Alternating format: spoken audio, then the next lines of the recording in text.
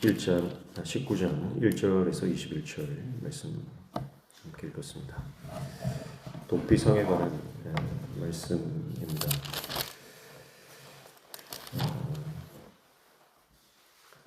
신명기에서 계속 반복되고 있는 그리고 오늘 본문에서도 계속해서 반복하고 있는 것이 내 하나님 여호와께서 하는 말씀입니다. 내 하나님 여호와께서 어떤 하나님께서 명령을 내리실 때 이 명령을 왜 지켜야 되느냐, 이 명령을 왜 주시느냐, 도피성에 관한 말씀을 주실 때도 내 하나님 여호와께서 또 다른 것에 관한 명령을 하실 때도 또 내 하나님 여호와께서 읽으면서 이것이 계속 반복되는 것을 볼 수가 있습니다. 그래서 하나님께서는 우리에게 우리의 하나님이 되시길 원하신다. 하나님은 우리가 하나님의 백성 되기를 원하신다. 그런 마음이 느껴지지 않습니까? 하나님은요, 사실 우리의 인정을 받기를 원하시는 분이에요. 하나님이 우리의 하나님이십니다. 하나님이 우리의 왕이십니다. 주님이 우리의 참된 위로이시고 구원자이시고, 그래서 우리가 하나님을 찬양하고 또 하나님을 인정해드리고 하나님을 높여드리는 것, 그것을 하나님은 참 기뻐하십니다. 그래서 이스라엘 백성들에게 끊임없이 나는 너희의 하나님 여호와다, 이 말씀을 반복하시는 이유가, 하나님은 하나님께서 택하신 그 자기 백성들과의 관계를 맺기를 원하시는 분이라는 거. 그래서 친밀한 관계 안으로 들어가서 그 하나님과 동행하면서 살아가기를 하나님이 원하신다는 것이죠. 그러니까 우리가 하나님께서 명령하시는 이 명령이 단순히 법으로 우리가 일상을 살아갈 때도 법이 있지 않습니까? 근데 우리가 살아가는 사회에 필요한 주어진 법과 하나님이 주신 법과 가장 큰 차이는 그거예요. 하나님께서 우리에게 주신 법은 하나님과의 관계를 위해서 주신 법이고, 또 이웃과의 관계를 위해서 주시는 법입니다. 사회 질서를 유지하기 위해서 이 땅에 법이 있잖아요. 근데 그것을 넘어서는 겁니다. 그래서 하나님께서 우리에게 주시는 말씀들을 통해서 우리가 깨달아야 하는 것은 바로 하나님의 마음이고, 하나님께서 왜 이런 말씀을 하셨는지 우리를 향한 하나님의 본심, 그것을 깨달아가는 것이 중요하지, 이 법이 주어질 때 그것을 지식으로만 받아들인다면 말씀을 제대로 이해하지 못하는 것이다, 이렇게 볼 수가 있겠습니다. 어쨌든 오늘 독비성과 그리고 이웃의 경계표, 또 증인에 관한 재판의 증인에 관한 말씀을 하고 있는데요. 독비성은 우리가 민수기 35장에서 이미 살펴본 바가 있죠. 48개 성읍 중에서 6개를 독비성으로 지정을 합니다. 지금은 가나안 이제 서편 요단강을 건너가기 전이기 때문에 동편의 3개에 관해서만 언급을 하고 있습니다. 실수로 부지 중에 다른 사람을 죽였다, 나의 어떤 고의적인 살인이 아니라 과실치사죠. 그래서 사람이 만약에 죽게 된 경우에는 기회를 주는 겁니다. 그래서 독비성으로 빨리 도망가면 피해 보복자, 고엘, 그래서 가장 그 사람의 가까운 친족이 고엘이 되지 않습니까? 그래서 이 고엘의 의무는 뭐냐면 억울하게 죽은 자기의 친족의 복수를 갚아주는, 당시에는 뭐 변호사도 없고 뭐 법을 집행하는 경찰이나 이런 게 없지 않습니까? 그래서 하나님께서 그런 억울한 일이 발생했을 경우에는 그것을 누구에게 감당시키느냐? 가장 가까운 친족, 고엘, 그를 통해서 이제 피해 보복자라고 불러요. 그래서 그가 가서 이제 복수를 해주는 겁니다. 그런데 고의로 죽인 경우에는 반드시 복수를 하게 되어 있습니다. 그러나 실수로 죽였다 그러면 도피성으로 도망을 가면 살 수 있는 기회를 주는 겁니다. 그래서 도피성에 도피했다. 그러면 실수로 죽였다는 그런 어필이 되지 않습니까? 그러니까 그러면 한번 재판해 보자 그렇게 되는 거예요. 그래서 그 재판에는 반드시 하나님이 개입하시거든요. 속일 수는 없어요. 그래서 실수로 죽인 것이 밝혀지면 그 도피성에서 살게 되는 거죠. 언제까지 삽니까? 대제사장이 죽을 때까지. 그래서 다시 살 수 있는 기회를 줍니다. 그러나 제사장이 죽지도 않았는데 임의로 나왔다. 그래서 발견되면 죽어도 할 말이 없습니다. 그래서 도피성이라고 하는 것은 바로 우리가 피할 예수 그리스도, 우리 구원자이신 예수 그리스도를 상징하는 것이고, 그리고 우리가 주님께 달려가 그분 안에 거할 때 안전하다. 그리고 대제사장이 죽을 때 그는 자유케 된다. 예수님의 죽으심으로 도피성에서 이제 완전한 자유, 완전한 해방을 얻게 된다. 그게 이제 도피성의 이제 규정입니다. 그래서 지난번에도 한번 나눴지만 우리 교회는 영적인 도피성이 되어야 된다. 영적인 도피성. 어떤 죄를 지은 어떤 삶으로 살던 자가 와도 예를 들어 전과자가 찾아왔다. 우리 교회에 찾아왔다. 그럼 우리는 어떻게 합니까? 만약 그게 밝혀졌다. 우연치 않게. 그러면 그게 이제 교회 수준이에요. 영적 수준이에요. 만약에 전과자가 왔는데 막 교인들이 서로 웅성웅성거리고 그 사람을 피하고 그러면은 그거는 영적으로 교회가 건강하지 않은 것이다. 정말 어떤 죄를 지은 자라도 교회로 그가 하나님의 은혜가 필요해서 교회로 왔다 그러면 우리는 그를 섬기고 그를 위해서 중보하고 그런 우리 교회 모습이 되어야 될 줄로 믿습니다. 그래서 새 삶에 대한 기회를 주는 것. 어떤 인간적인 방해나 아니면 이 장애 없이 누구라도 와서 이곳에서 하나님의 은혜를 경험할 수 있는 곳이 우리 교회가 되어야 되는 줄로 믿습니다.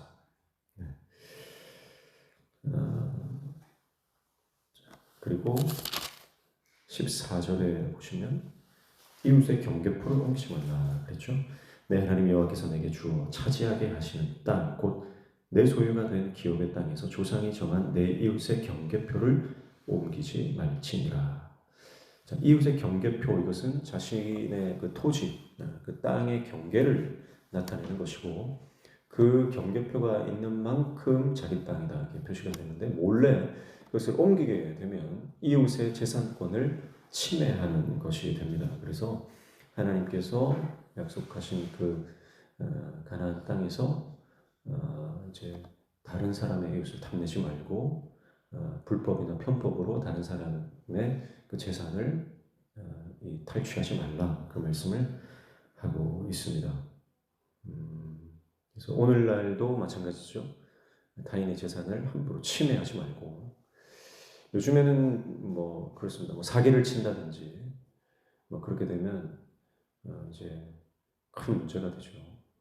그게 드러났을 경우. 그래서 그리스도인들은 예수님을 믿는 사람들은 하나님께서 나에게 주신 것을 만족하고 그것을 감사하며 살아야지 다른 사람의 것을 넘봐서는 안 된다. 그렇게 말하는 것입니다. 특별히 요즘에 많이 이 문제가 되는 것이 이 지적 재산권. 뭐 음악 같은 경우에는 이 음악의 그 저작권 같은 것들 그런 것들도 우리가 침해하지 않도록 어떤 예술을 하는 사람들은 뭐라 그러죠? 표절을 해서는 안 된다. 그것조차도 다른 사람의 지적 재산권을 침해하는 것이기 때문에 그리스도인의 삶의 방식이 아니라는 것입니다. 그리고 만약에 내가 월급을 줘야 되는 입장이다. 급여를 줘야 되는 입장인데 급여를 제대로 주지 않고 뭐 사장이 회사 직원들을 노동을 착취한다. 노동력을 착취한다. 그런 것도 이런 그 상대방의 재산권을 침해하는 것이 되는 것입니다. 그래서 우리 삶 가운데 내가 다른 사람의 것을 내 주머니에 넣는 착복하는 그런 것이 있어야 되서는 안 되고 정치인들도 마찬가지죠. 지금 선거철인데 정치인들도 보면 자기가 가진 권력 또 다른 사람이 모르는 정보를 가지고 어떤 것들을 선취매하는 그런 것들도 하나님께서 기뻐하지 않는다. 요즘에는 얼마 전에 또 말씀드렸지만 과일 같은 경우에 몇몇 품종들은 지금 매점 매석을 한다는 거죠. 농장에서는 그렇게 비싼 게 아니에요. 그런데 소비자들이 사 먹을 때 너무 비싼 거. 사 먹을 수가 없는데 몇몇 품종들은 들여다봤더니 지금 매점 매석이 이루어지고 있다. 그런 것들도 하나님께서 인정하지 않습니다. 그래서 하나님께서 인정하지 않는 부, 하나님께서 기뻐하지 않으시는 어떤 부의 축적, 이것은요 반드시 무너지게 되어 있습니다. 반드시 무너집니다.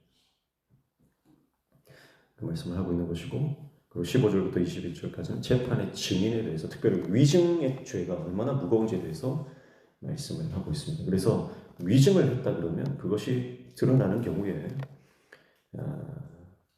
21절에 내 눈이 긍휼히 여기지 말라. 생명에는 생명으로, 눈에는 눈으로, 이에는 이로, 손에는 손으로, 발에는 발로. 그래서 동해 복수법.